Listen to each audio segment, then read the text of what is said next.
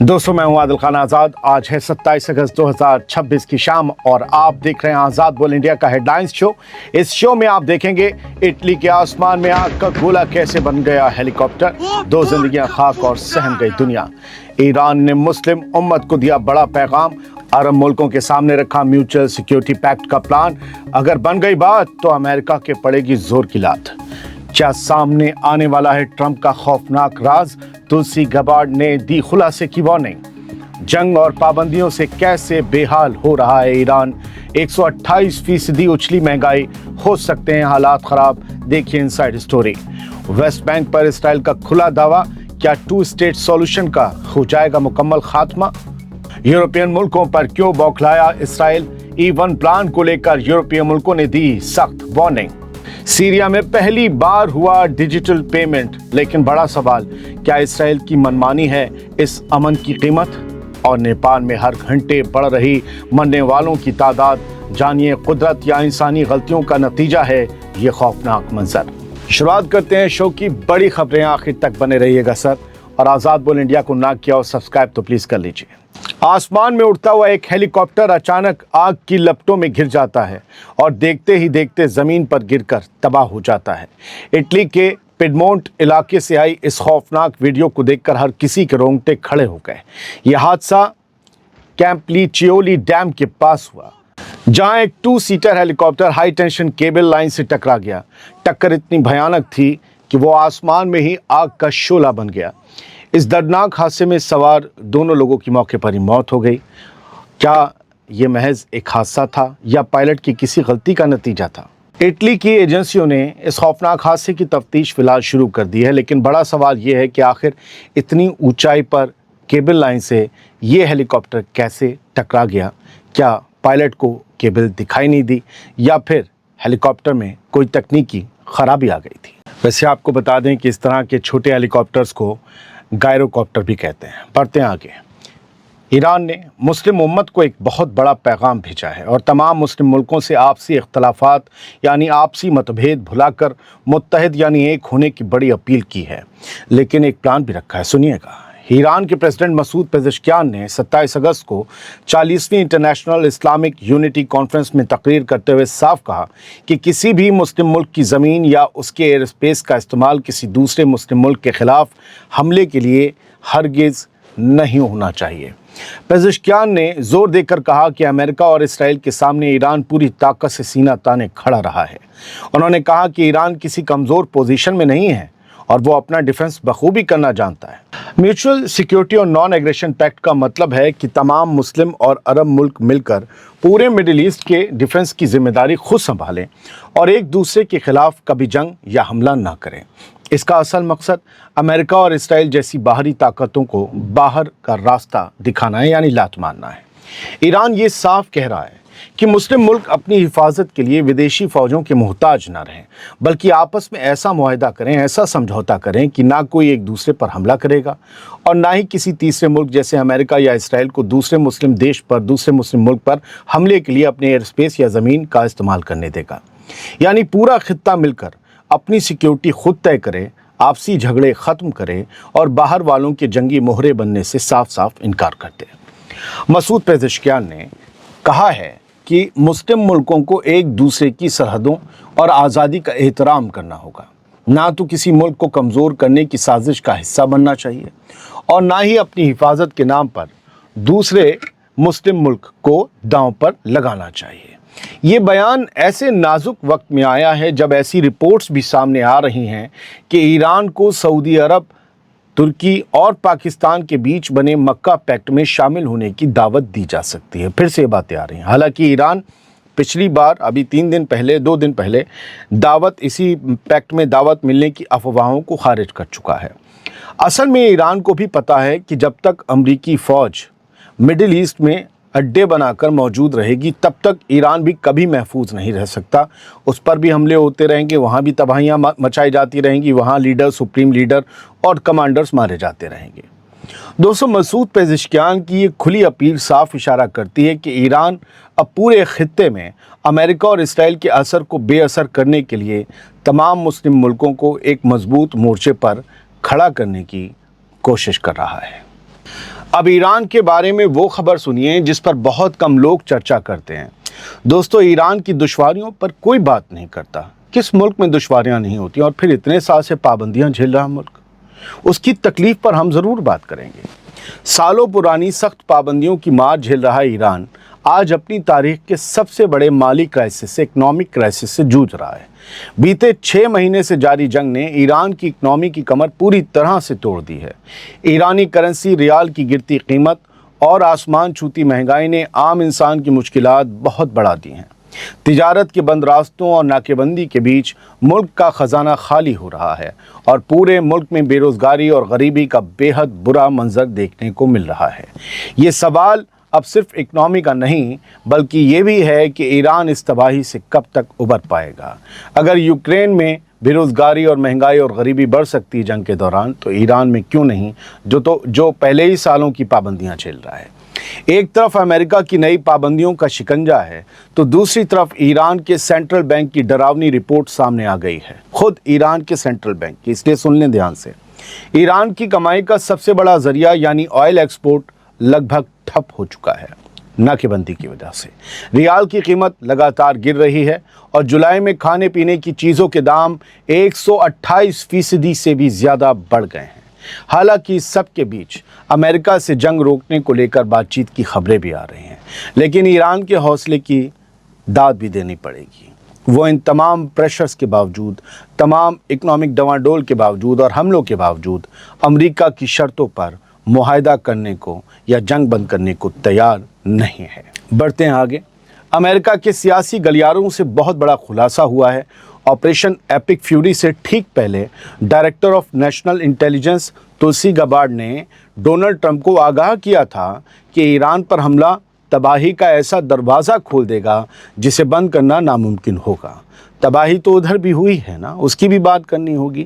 گبارڈ نے 3 بڑے خطروں کی وارننگ دی تھی جنگ شروع ہونے سے پہلے۔ اسٹریٹ آف ہرمز کی ناکے بندی ہو جائے گی، گلوبل آئل کا کرائسس کھڑا ہو جائے گا اور ایران میں سخت مزاج لابی کا ابھار سامنے آ جائے گا۔ مگر ٹرمپ نے اس خفیہ رپورٹ کو پوری طرح سے درکنار کر دیا۔ نتیجہ یہ ہوا کہ 6 مہینے بعد گبارڈ کی ہر بات لگ بھگ سچ ثابت ہوئی۔ واشنگٹن پوسٹ کے سنسنی خیز خلاصے کے مطابق تلسی گبارڈ اور جے ڈی وینس نے ٹرمپ کو ایران وار سے بچنے کی سخت ہدایت دی تھی، مگر ڈونلڈ ٹرمپ نے بات چیت کے بجائے جنگ کا راستہ چنا۔ کہا جاتا ہے کہ اسرائیل کے لیے ڈونلڈ ٹرمپ نے یہ جنگ شروع کی امریکیوں کے پیسے سے۔ اب ہرمز کی ناکے بندی اور تیل بحران یعنی تیل کے کرائسس نے امریکہ سمیت پوری دنیا کی اکنامی کو تباہی کے مہانے پر لا کر کھڑا کر دیا ہے۔ مہنگائی اپنے عروج پر جا رہی ہے۔ سوال یہی اٹھ رہا ہے کہ کیا صرف نیتن یاہو کو خوش کرنے کے لیے ڈونلڈ ٹرمپ نے پوری دنیا کو اس آگ میں جھونک دیا؟ بڑھتے ہیں آگے اور اس ایران سے علاوہ کچھ خبروں کا رخ کرتے ہیں۔ نیتن یاہو اپنی حرکتوں سے باز نہیں آ رہا۔ یونائٹڈ نیشنز اور دنیا بھر کے ملک فلسطینی زمینوں پر اسرائیل کے ناجائز قبضے کی جتنی بھی مذمت کریں، نیتن یاہو کو اس سے کوئی فرق نہیں پڑتا۔ اور اب بنجمن نیتن یاہو فلسطین کی اور زمینوں پر قبضہ کرنے اور غیر قانونی یہودی بستیاں بسانے کا کھلا اور شرمناک اعلان کر رہا ہے۔ ویسٹ بینک میں یعنی فلسطین کے اس بڑے والے حصے میں جو غزہ سے الگ ہے، اس طرف جہاں مسجد الاقصیٰ بھی ہے، ویسٹ بینک میں یہودی اللیگل بستیوں کے پھیلاؤ پر بنجمن نیتن یاہو کے بیان نے بھاری بے چینی پیدا کر دی ہے۔ اس نے 104 بستیوں یعنی 104 سیٹلمنٹس اور 160 فارموں کو صحیح ٹھہراتے ہوئے یہ کہا ہے کہ یہ صرف شروعات ہے، ابھی بہت کچھ آنا باقی ہے۔ سپٹمبر میں الیکشن ہے اسرائیل میں، اس طرح کے بیان تو آئیں گے لیکن یہ تو ہوتا ہوا بھی دکھتا ہے۔ ویسٹ بینک کی زمینوں پر بڑے پیمانے پر لوگوں کو، یہودیوں کو بسانے کا پلان تیار کیا جا رہا ہے۔ کیا فلسطینی ریاست کے وجود کو ہمیشہ کے لیے مٹانے کی سازش رچی جا رہی ہے؟ امریکہ کے 45 ڈیموکریٹک سینیٹرز کے سخت خط اور وارننگز کو بھی نیتن یاہو نے پوری طرح سے نظر انداز کر دیا ہے۔ بڑھتی ہوئی وائلنس یعنی ہنسا اور نئی بستیوں پر روک لگانے کی مانگ کو اسرائیلی حکومت نے سرے سے ٹھکرا دیا۔ ویسٹ بینک میں بستیوں کے لگاتار پھیلاؤ سے فلسطینی علاقوں کا آپسی رابطہ پوری طرح سے کٹ گیا ہے۔ جانکاروں کا ماننا ہے کہ امن کی تمام کوششوں پر اسرائیل نے ایک بار پھر سے پانی پھیر دیا ہے۔ انٹرنیشنل پابندیوں اور امریکی دباؤ کو درکنار کرتے ہوئے نیتن یاہو کا یہ رخ صاف کرتا ہے कि वो अपने एजेंडे से पीछे हटने को तैयार नहीं है। वो जो ख्वाब है ग्रेटर इसराइल बनाने का, वो उस पर अमल कर रहा है। अब लग रहा है कि आने वाले दिनों में एक नई टेंशन उभरेगी और वो टेंशन कोई ख़तरनाक मोड़ ले सकती है। कोई किसी को कब तक दबाएगा, कोई किसी की ज़मीन पर कब तक कब्ज़ा कर सकता है। हर कमाल बाज़बाल। बढ़ते हैं आगे। इसराइल और उसके वेस्टर्न साथियों के बीच डिप्लोमेटिक मोर्चे पर बहुत बड़ी दरार नज़र आ रही है। इसराइल अब अमेरिका की निगरानी वाले इंटरनेशनल गज़ा सपोर्ट सेंटर से ब्रिटिश अफसरों को बाहर निकालने की तैयारी कर रहा है। उसी ब्रिटेन के अफसर जिस ब्रिटेन ने इसराइल को जन्म दिया फ़लस्तीनी ज़मीनों पर। इतना ही नहीं, नीदरलैंड्स के बाद कई और यूरोपीय मुल्कों पर भी गाज गिरने वाली है। E1 प्लान को लेकर जो यहूदी बस्तियां, नाजायज़ बस्तियां बनानी हैं, बहुत बड़ा प्लान है, उसको E1 प्लान दिया गया है नाम। E1 प्लान को लेकर ब्रिटिश हुकूमत के सख्त बयानों और इसराइली सामान पर पाबंदी की खबरों से इसराइल बुरी तरह से बौखला गया है, झल्ला गया है। इसराइली फॉरेन मिनिस्टर गिदोन सार ने ब्रिटेन की पॉलिसीज़ को एंटी इसराइल करार देते हुए बेहद सख्त रुख अपनाया। कमाल यह है कि उसने एंटी यहूदी नहीं बताया, एंटी सेमिटिस्ट जो बताते हैं वो नहीं कहा है। सार ने यूरोपीय मुल्कों पर नफरत फैलाने का बड़ा इल्ज़ाम लगाया है। इससे गज़ा में सीज़फायर और राहत पहुंचाने की कोशिशों को बहुत बड़ा झटका लगा है। इसराइल का ये रवैया उसे वेस्टर्न दुनिया में, मगरिब में पूरी तरह अलग थलग करने के लिए काफ़ी नज़र आ रहा है। हालांकि इस पर अमल होगा या नहीं पता नहीं, वैसे तो फैसले कुछ किए जा रहे हैं।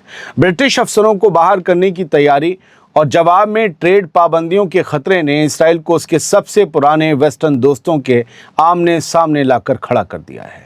इससे आने वाले दिनों में गज़ा में अमन की प्रोसेस पर गहरा खतरा मंडरा सकता है। सीरिया से पाबंदियां हटने के बाद वहां बहुत कुछ तेज़ी से बदल रहा है। कई दहाइयों की पाबंदियों के बाद, कई दशकों बाद अब सीरिया में वीज़ा गार्ड से ऑनलाइन पेमेंट शुरू हो चुका है। पहली बार ऐसा हो रहा है। ऐसा पहला पेमेंट खुद सीरिया के एंट्रिम सदर अहमद अल-शरा ने किया। कभी आपने सुना, मतलब पेटीएम वहाँ ऑनलाइन पेमेंट था ही नहीं, क्योंकि इंटरनेशनल बैंकिंग सिस्टम से सीरिया को काट रखा था अमेरिका ने। बशर अल असद के वालिद के ज़माने से ये पाबंदियाँ लगी थी, जो अब रफ्ता रफ्ता ख़त्म हो रही हैं। लेकिन क्या इन रियायतों की कोई बहुत बड़ी कीमत भी वसूली जा रही है? अहमद अल-शरा की खामोशी और इसराइल की तरफ से लगातार किए जा रहे हमलों पर कोई सख्त रुख ना अपनाना कई सवाल खड़े करता है कि इस खामोशी की कीमत क्या है। क्या इसराइल के हमलों पर चुप रहने के बदले ही अमेरिका ने तमाम मेहरबानियां की हैं सीरिया पर?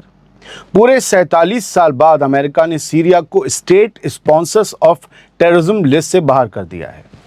यानी वो मुल्क जो आतंकवाद को सहारा देते हैं, पोषण करते हैं, पैसा देते हैं, उस लिस्ट से बाहर कर दिया है सीरिया को। सेंट्रल बैंक ऑफ सीरिया और वीज़ा के इस कदम से अब सीरिया के लिए ग्लोबल डिजिटल मार्केट के दरवाजे खुल चुके हैं।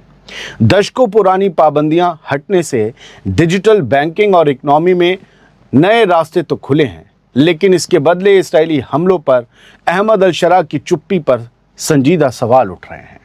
क्या सीरिया अमरीकी मदद के बदले इसराइल को मनमानी करने की खुली छूट दे रहा है, या पहले सीरिया को पटरी पर लाकर इसराइल को पटरी पर लाएगा? मुझे लगता है कि इस निज़ाम में तो ये नहीं हो पाएगा। बात नेपाल की ज़रूर करेंगे, जो इस वक्त कुदरत के सबसे भयानक और खौफनाक कहर से जूझ रहा है। तस्वीरें और वीडियो बता रहे हैं कि इस आसमानी आफत ने चारों तरफ तबाही और बर्बादी का मंजर पैदा कर दिया है। उफनती नदियों के तेज़ बहाव ने इंसानी बस्तियों को तहस नहस करके रख दिया है। पानी का बहाव कहीं कहीं इतना तेज़ देखने को मिला कि भारी से भारी चट्टानें और पत्थर किसी फुटबॉल की तरह बहते चले जाते हुए दिखाई दिए। आप देख रहे हैं पत्थर लुढ़क रहा है लहरों में। लहरें क्या नहीं ले गई होंगी अपने साथ, जो इतने टनों वजनी पत्थर को ले गई। नेपाल में अब तक 270 से ज़्यादा लोगों की मौत की खबर कंफर्म हो चुकी है। 300 से ज़्यादा हिंदुस्तानी शहरियों समेत 1400 लोगों के लापता होने की बात सामने आई है। ये पल पल आंकड़े बदल रहे हैं, मरने वालों की फिगर हर घंटे बढ़ती जा रही है। नेपाल के रसुवा में कुदरत का ऐसा कहर टूटा है कि चारों तरफ सिर्फ चीख पुकार सुनाई दे रही है। सैटेलाइट तस्वीरों से खुलासा हुआ है कि 5200 मीटर की ऊंचाई से ग्लेशियर का एक बड़ा टुकड़ा 1200 मीटर सीधे नीचे आकर गिरा, जिससे आइस रॉक एवलांच कहा जाता है। इसे 5200 मीटर से 1200 मीटर सीधे नीचे आकर, सोचो आप कितना उफान उठा होगा पानी का। रसुवा ज़िले में ग्लेशियर टूटने से आई इस भयानक तबाही ने कुदरती माहौल के तवाज़ुन पर संजीदा सवाल खड़े कर दिए हैं। इस बड़ी आफत के बाद हिंदुस्तान ने नेपाल में फ़ौरन बड़े राहत और बचाव दल भेजे हैं और दुनिया भर से मदद पहुंचनी शुरू हो गई है। हमें और आपको नेपाल के लिए दुआ करनी नहीं छोड़नी चाहिए। बहुत बहुत शुक्रिया। सलामत रहिए, खुश रहिए।